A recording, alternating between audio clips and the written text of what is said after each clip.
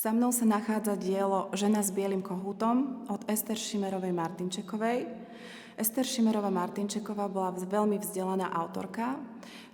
Veľmi blízke jej bolo nielen umenie, ale aj prírodné vedy, história, bola polyglótka, ovládala veľa jazykov a týmto multidisciplinárnym smerom sa vyvíjala aj vo Francúzsku, kde mala možnosť študovať o významnej ruskej kubofuturistke Alexandrii Exter.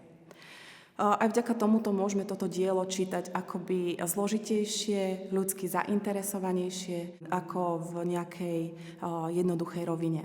Na obraze vidíme dva hlavné, alebo teda nosné symboly. Symbol kríža, ktorý je hlavným symbolom kresťanstva, ale aj symbolom utrpenia, teda Ježiša Krista a bolesti.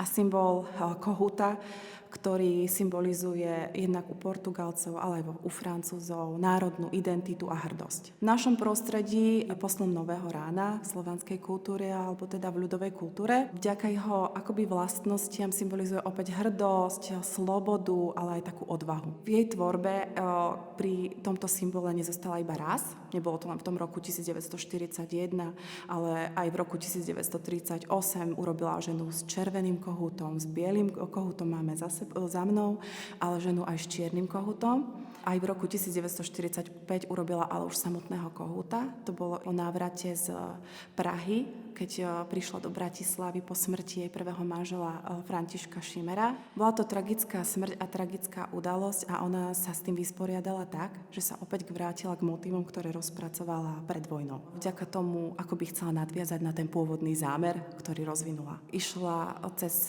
jednoduchosť, jednoznačnosť až k takejto metafyzickej rovine.